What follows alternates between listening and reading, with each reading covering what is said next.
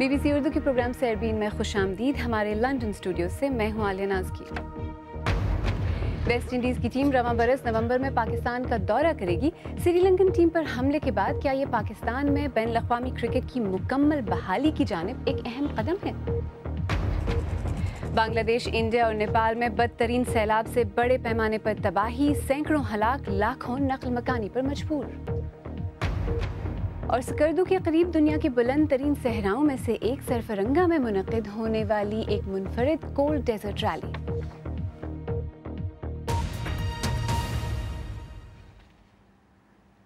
Pakistan cricket board ने ऐलान किया है कि वेस्ट इंडीज़ की क्रिकेट टीम इस बरस नवंबर में पाकिस्तान का दौरा करेगी। वेस्ट इंडीज़ की टीम इस दौरे में 3 T20 मैचेस खेलेगी।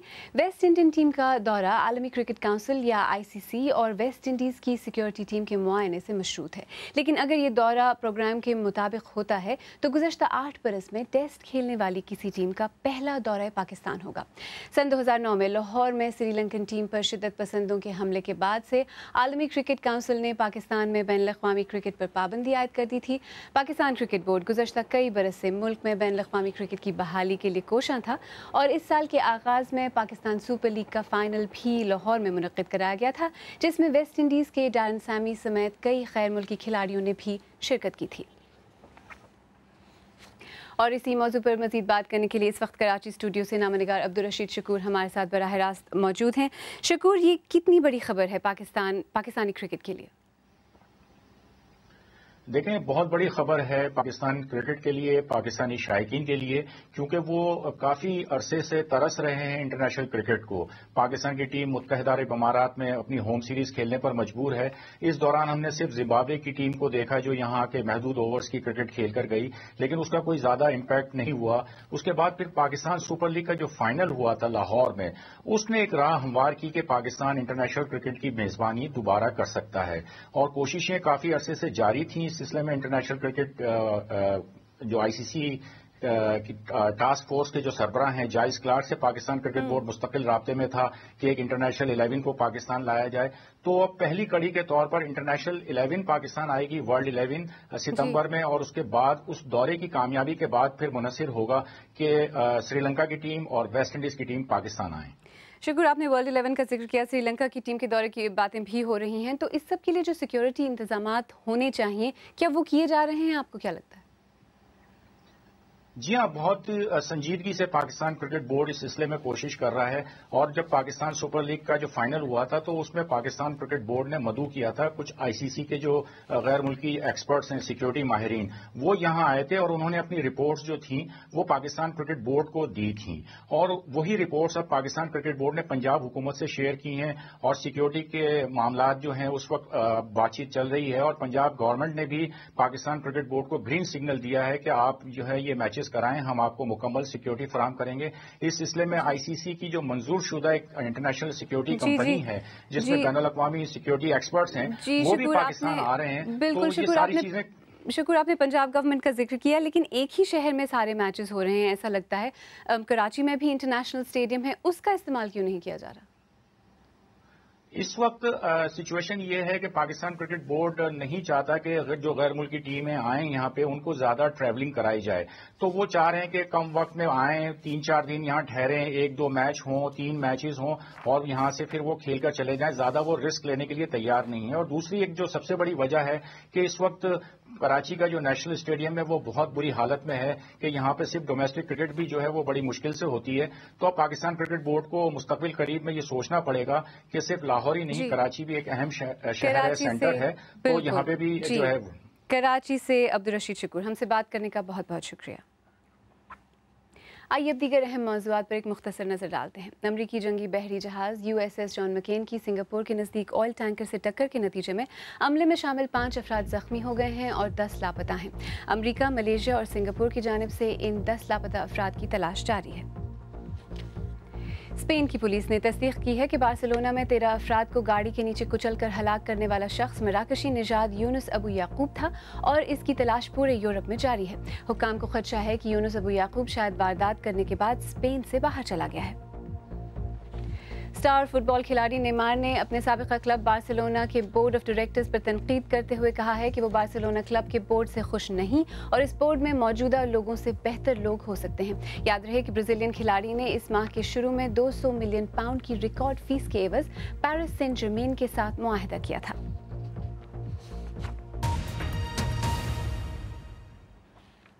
मानसून की बारिशों के बायस जनूबी एशिया में आने वाले हालिया सैलाबों से इंडिया, बांग्लादेश और नेपाल में कम से कम 1 करोड़ 60 लाख अफराद मुतासर हुए हैं। सैलाब के बायस बांग्लादेश और नेपाल का 1/3 हिस्सा डूब गया है। कई इलाकों से राब्ता मुनक़ता हो चुका है, जबकि मुतादिद रिहायशियों के पास खुराक, पीने के साफ पानी और बाकायदा रिहाइश का कोई इंतज़ाम मौजूद नहीं है। बांग्लादेश के सैलाब ज़दा इलाके कोरेग्राम से संजय मौजूमदार की रिपोर्ट पेश कर रहे हैं हुसैन अस्करी। बांग्लादेश का 1/3 हिस्सा अब सैलाब की जद में है। लोग वैसे तो यहाँ सैलाब के आदी हैं, लेकिन इतने बड़े पैमाने पर नहीं। गांव के गांव तबाह हो गए हैं, जो बच गए वो वीरान पड़े हैं। यहाँ कभी एक गांव हुआ करता था जो कि सैलाब आने के बाद डूब गया। घर, सड़कें और खेल के मैदान सब चले गए। आप अजान की आवाज़ सुन सकते हैं, ये दूसरी तरफ के गांव की मस्जिद से आ रही है। अब यहाँ एक से दूसरी जगह जाने के लिए आप सिर्फ कश्ती इस्तेमाल कर सकते हैं।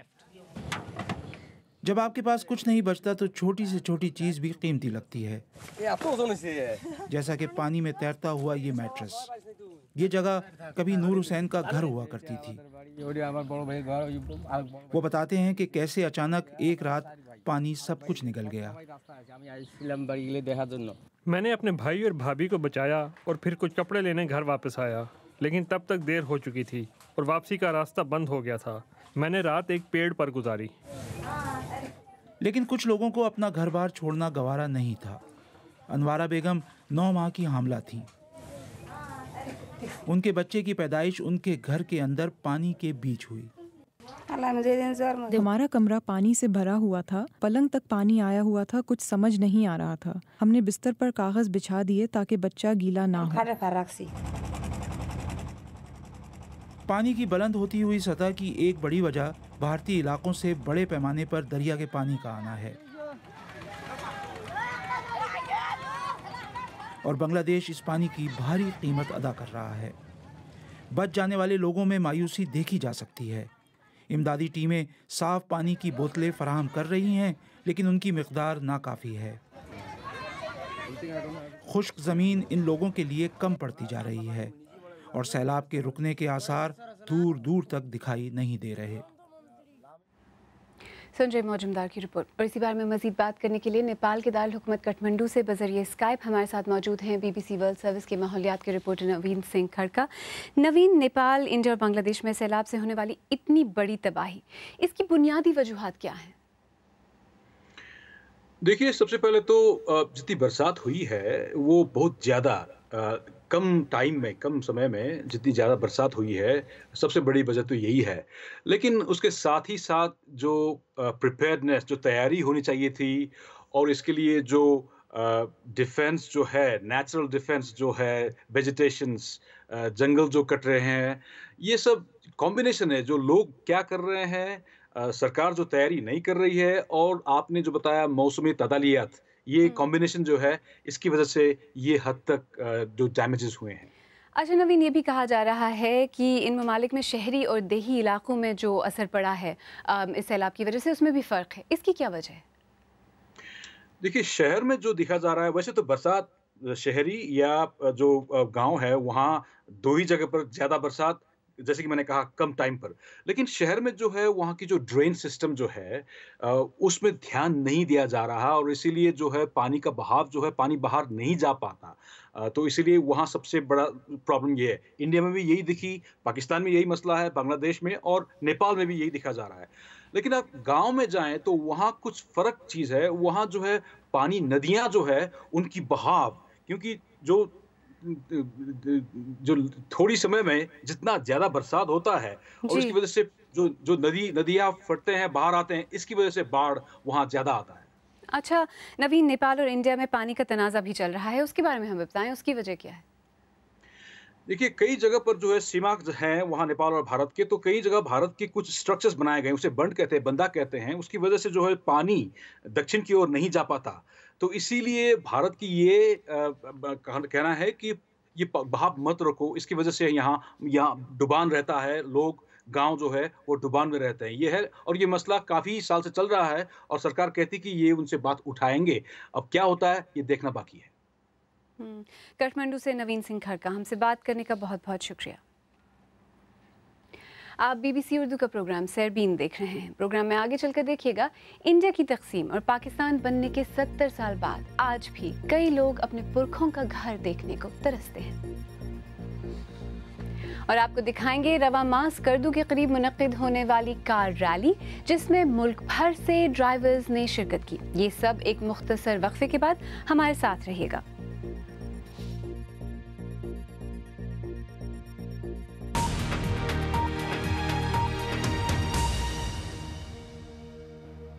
BBC उर्दू के प्रोग्राम सरबीन में एक बार फिर खुशामदीद। मैं हूँ आलिया नाज की।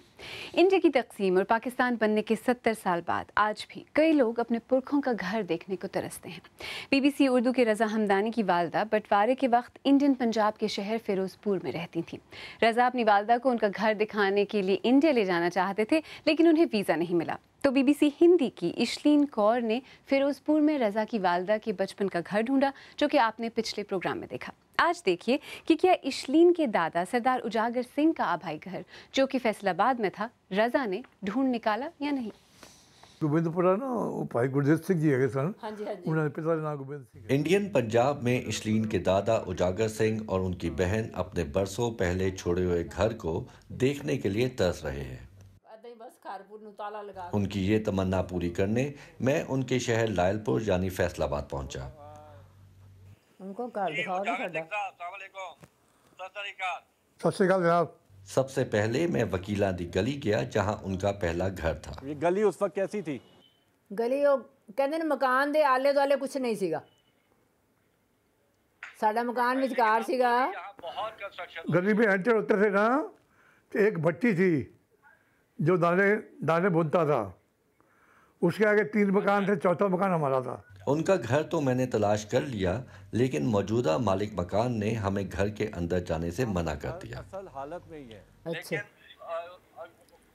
उन्होंने कहा कि हम ये घर नहीं दिखाएंगे। कोई बात नहीं, कोई बात नहीं। सारे बिजनेस, सारी दुकानें, सारे जो पुरानी इमारतें थी गिरा के वो सारी बिल्डिंग्स बना रहे हैं, जैसे आप देख सकते हैं। हाँ, अच्छा है, जहाँ जहाँ हमारे कदम पड़े हैं वहाँ बड़ी बड़ी बिल्डिंगें बन गई है। जी बिल्कुल बिल्कुल। तो आपको कैसा लगा, आपको अपना लायलपुर देख के? बस पुरानी यादें आपने रिन्यू कर दी हैं, और तो क्या है, बढ़िया हो गया। हम भी यहाँ पे खुशहाल हैं, खुदा करे वो भी जो रहते हैं वो भी खुशहाल रहें। उजागर सिंह ने बचपन के कुछ साल फैसलाबाद के गोबिंदपुरा इलाके में भी गुजारे थे, और वो चाहते थे कि वो एक बार अपना गोबिंदपुरा वाला घर भी देख सके। मैं इस वक्त जी गोविंदपुरा में आया हूँ, जहाँ आप रहा करते थे पार्टीशन से पहले। बहुत बड़ा घर होता था, जो कि अब काफ़ी छोटे छोटे घरों में रह गया है। तो उजागर सिंह साहब, अब चलें घर के अंदर? हाँ हाँ, चले जी चले। उनका गोबिंदपुरा वाला घर चाहे अब कई मकानात में बदल गया है, लेकिन उजागर सिंह और उनकी बहन ने मेरे साथ अपने बचपन की कई यादें ताज़ा की। दाएं तरफ हैंडपंप लगा हुआ था, बहुत बड़ा सेन था। सेन के लेफ्ट, सेन जो था उसके लेफ्ट साइड में किचन था, सामने कमरा था, उसके बाद 2 बड़े कमरे थे।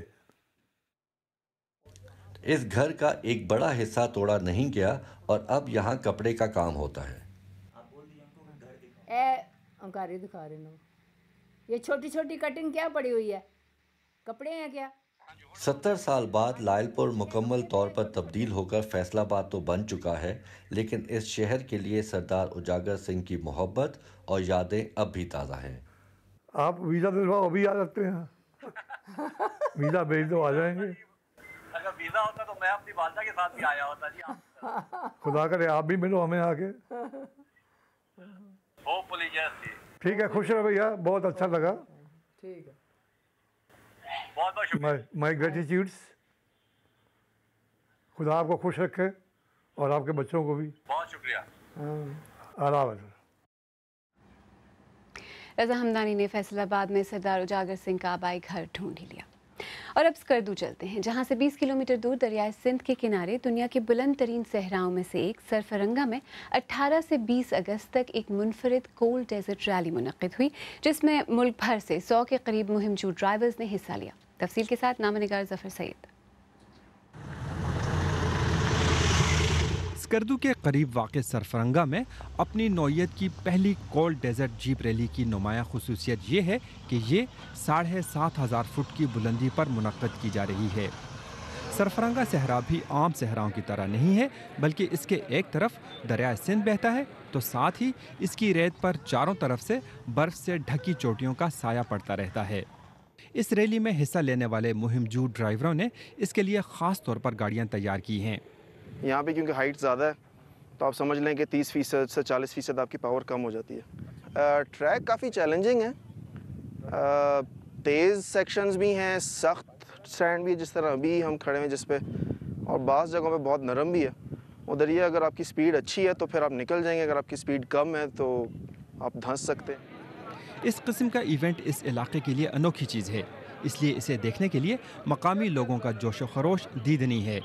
बिल्कुल बिल्कुल, हमारा प्लान ये है कि हम हर साल का इसको एक कैलेंडर इवेंट बना देंगे और इसकी टाइमिंग भी इनफैक्ट यही रखेंगे ताकि लोग अपने बच्चों की छुट्टियों के अंदर, क्योंकि अगस्त के एंड पे छुट्टियां खत्म होना शुरू हो जाती हैं, so what I would want is to be a family event. तो अभी भी हमारे दोस्त हैं जो अपनी वाइफ के साथ गाड़ी चला रहे हैं, बच्चों को लेकर आए हुए हैं, हम सब फैमिलीज के साथ आए हैं। रैली का कामयाब इनेकाद मुख्तलिफ शोबों के दरमियान ताउन की बदौलत ही मुमकिन हो सका। आपको ये जान के खुशी होगी कि सरकार का एक पैसा भी इस पे नहीं लगा। सारे हमारे साथ पाक व्हील्स हैं, स्पॉन्सर्स हैं, पार्टनर्स हैं, सब ने मिल के, तो वही वो कतरा कतरा बनता रहा और ये जो आपके सामने आज है ये सारा हमने मिल के ये सारे एहतमाम किया। उसके अलावा ये टूरिस्ट सीज़न जो है तो इस इलाके का तकरीबन को 15 अगस्त तक ये ख़त्म हो जाता है, तो हमारा ख्याल ये था कि इसको हम थोड़ा सा एक्सटेंड करेंगे और लोगों के लिए एक लोकल इकनॉमिक एक्टिविटी भी जनरेट होगी। शुरका, तमाशाइयों और मुंतज़िमीन का जोश खरोश देखते हुए लगता है कि सरफरंगा रैली इस इलाके की सयाहत का मुस्तकिल जुज़ बन सकती है। Zafar Syed, BBC news, Skardu. अगर आप चाहें तो मुझसे और हमारी टीम के दीगर साथियों से ट्विटर पर भी रब्ता कर सकते हैं। मेरा ट्विटर हैंडल है @आलिया नाज़की। इसके साथ ही सरबीन इख्तिताम को पहुंचा। आलिया नाज़की को अब इजाज़त दीजिए।